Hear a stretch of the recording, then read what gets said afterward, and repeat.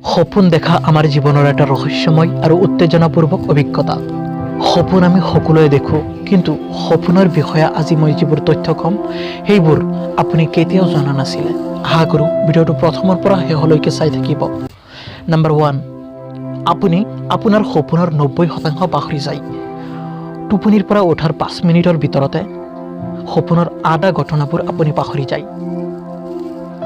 Number 2, আমাৰ মনত প্ৰায় এটা প্ৰশ্নৰ উদয় হয় যে অন্ধ মানুহবোৰে আমাৰ নিচিনা সপোন দেখা পায়নে? হয়, অন্ধ মানুহেও সপোন দেখে। জন্মৰ পিছত অন্ধ হোৱা মানুহ সপোনত চিত্ৰ দেখা পায়। অন্ধ হৈ জন্মগ্ৰহণ কৰা মানুহ ভিজুৱেল দৃশ্য দেখা নাপায়।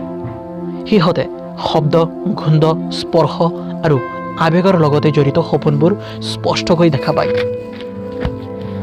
নাম্বাৰ 3, আমি সকলোৱে সপোন দেখোঁ, কিন্তু পাগলবোৰে সপোন দেখা নাপায়।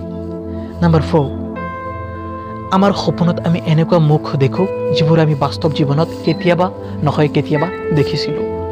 অৰ্থাৎ আমি আমাৰ সপোনত এটা নতুন মুখ কেতিয়াও দেখা নাপাওঁ, যিটো মুখ আমি আমাৰ বাস্তৱ জীৱনত কেতিয়াবা নহয় কেতিয়াবা দেখা নাছিলোঁ। নাম্বাৰ 5, সপোনত কোনে কেনেকুৱা ধৰণৰ ৰং দেখা পায়। প্ৰায় 12% মানুহ সপোনত ক'লা আৰু বগা ৰং দেখা পায়। বাকী শতাংশ মানুহ পূৰ্ণ ৰঙৰ সপোন দেখে। বৰ্তমান কেৱল মাত্ৰ 8.8% সপোনৰ 25 বছৰৰ কম বয়সৰ সপোন ক'লা আৰু বগা হয়। নাম্বাৰ 6, বাস্তৱ জীৱনত যিটো বিষয়ত আপোনাৰ গভীৰ চিন্তা ভাৱনা থাকে, আচলতে আপুনি আপোনাৰ সপোনবোৰ সেইটো বিষয়ত বেছিভাগ দেখা পায় আৰু সেইটো বিষয়ৰ বিভিন্ন প্ৰতীক আপোনাৰ সপোনত আহি থাকে।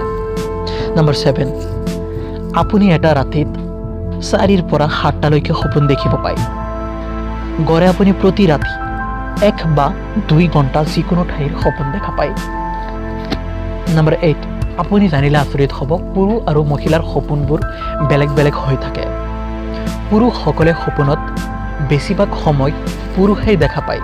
এটা পুৰুষৰ সপোনৰ চৰিত্ৰত প্ৰায় 70% পুৰুষেই আহি থাকে আৰু মহিলাসকলে সপোনত প্ৰায় সমান সংখ্যক পুৰুষ আৰু মহিলা দেখা পায়। নাম্বাৰ 9, আপুনি আপোনাৰ সপোনত প্ৰচণ্ডভাৱে যৌন উত্তেজনা উপভোগ কৰিব পাৰিব। আপুনি বাস্তৱত যিদৰে যৌনতাৰ সম্পূৰ্ণ সুখ উপভোগ কৰিব পাৰিব, ঠিক সেইদৰে সপোনতো আপুনি যৌনতাৰ সুখ উপভোগ কৰিব পাৰিব। নাম্বাৰ 10, সপোনত দেখা প্ৰায়বোৰ ঘটনা বাস্তৱ জীৱনৰ লগত জড়িত হৈ থাকে। সেইবাবে সপোনবোৰ হালকাভাৱে নিব নালাগে। তো আপুনি যদি এনেকুৱা আনকমন ৰেণ্ডম ফেক্টৰ বিষয়ে জানিব বিচাৰে তেন্তে NM পজিটিভ চেনেলটো ছাবস্ক্ৰাইব কৰিব পাৰে। থেংকছ ফৰ ৱাচিং দ্য ভিডিঅ'।